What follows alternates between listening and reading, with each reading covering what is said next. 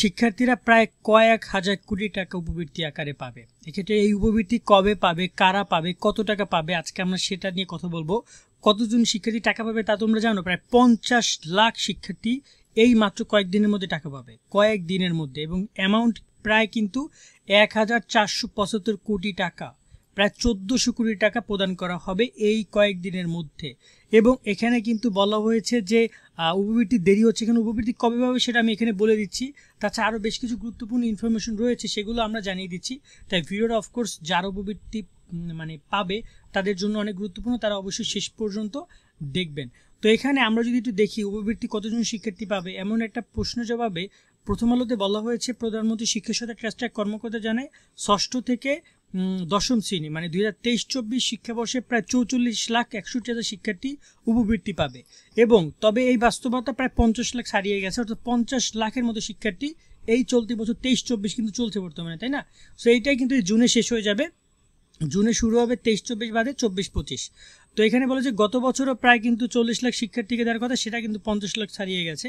তো এবছর এসব শিক্ষার্থীকে টোটাল প্রায় 1475 কোটি গত বছর দিছে। তো এই বছর হয়তো আরও বেশি দিবে। এবং উচ্চ মাধ্যমিকে 7 লাখ শিক্ষার্থী চিন্তাভাবনা করেছে তারা এবার উপবৃত্তি দিবে, যেখানে প্রায় 503 কোটি টাকা তারা দিবে। এবং স্নাতক পর্যায়ে অনেক টাকা প্রদান করবে, মানে দেখা যায় যে প্রায় 50 থেকে 60 লাখ শিক্ষার্থী আগামী কয়েকদিনের মধ্যে উপবৃত্তি পেতে যাচ্ছে। এবং উপবৃত্তি টাকাটা কি, উপবৃত্তি টাকা পেতে টাকা দেওয়া লাগে? এখানে কিন্তু সরাসরি বলা হয়েছে যে উপবৃত্তি পেতে শিক্ষার্থী কোনো টাকা পরিশোধ করতে হয় না, মানে সিম্পলভাবে শিক্ষার্থীদের কাছ থেকে 1 টাকাও নেয় না। যদি কোনো টাকা দাবি করে বা কোনো কোড নাম্বার, পিন নাম্বার দাবি করে, তাহলে বুঝে নিবা এটা সম্পূর্ণ প্রতারণার মধ্যে তুমি পড়ে যাচ্ছ, বা অভিভাবকরা আপনারা পড়ে যাচ্ছেন। কখনোই কাউকে টাকা দিতে যাবেন না এই উপবৃত্তি পেতে। শিক্ষা মন্ত্রণালয় বা সরকারি যদি টাকা লাগে তাহলে তারা উপবৃত্তি কেন দিবে, তাই না? তো এই বিষয়টা মাথায় রাখতে হবে। এবং এই টাকা পেতে দেরি হচ্ছে কেন? নর্মালি মূলত এখানে এবার আমরা সবাই জানি যে প্রধানমন্ত্রী শিক্ষা সহায়তা ট্রাস্টের বড় একটা যে উপবৃত্তি, সেখানে কিন্তু সব কিছু নগদে রূপান্তর করা হচ্ছে। এই যে নগদে রূপান্তর করা হচ্ছে, যেগুলো আগে বিকাশ এটা ওটা ছিল, তো এই কারণেই মূলত এত দেরিটা হচ্ছে তারা। এবং তারা জানিয়েছে যে যেটা জানুয়ারির টাকা সেটা একটু দিতে দেরি হয়েছে, এবার জুনের টাকাটা একই সঙ্গে তারা মে মাসের শেষ থেকে জুন মাসে দেওয়ার মধ্যে সিদ্ধান্ত হয়েছে। তো এখানে তারা ব্যাপারটা আমি যদি আরও ভালোভাবে বলি, এবছর অর্থ বছর শেষ হচ্ছে জুনের 31 তারিখে, তাই না? তো জুনের 30 বা 30 তারিখে শেষ হচ্ছে। তো এই 30 তারিখের মধ্যেই শিক্ষার্থীরা টাকাটা পাবে সম্ভাব্য, এবং টাকার অ্যামাউন্টটাও কিন্তু অনেক বেশি। এবং জুনের, কারণ এই বছর অর্থ বছর শেষ, অর্থ বছর হিসাব করে কিন্তু উপবৃত্তি টাকাটা প্রদান করা হয়। এবং এই বছর শিক্ষার্থীরা অনেক পরিমাণ টাকা পাবে, কারণ এই বছর তাদের প্রায় কয়েকটা কিস্তির টাকা কিন্তু প্রতি বছর মূলত 2বার তারা প্রদান করে। যে মাধ্যমিক উচ্চ মাধ্যমিক উপবৃত্তি সাধারণত 2বার দেওয়া হয়, জুলাই থেকে ডিসেম্বর, জানুয়ারিতে দেওয়া হয়, আর জানুয়ারি থেকে জুনের 11 তারিখের মধ্যে দেওয়া হয়।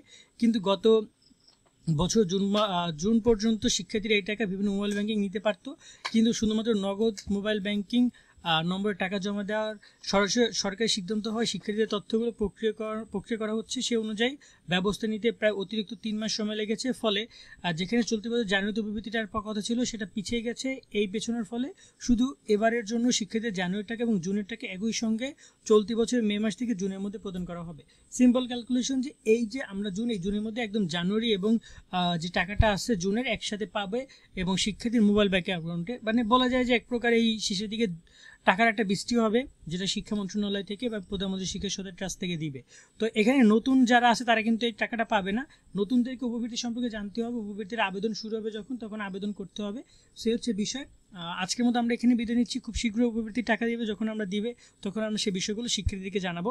ভালো থাকবেন সকলে, আল্লাহ হাফেজ।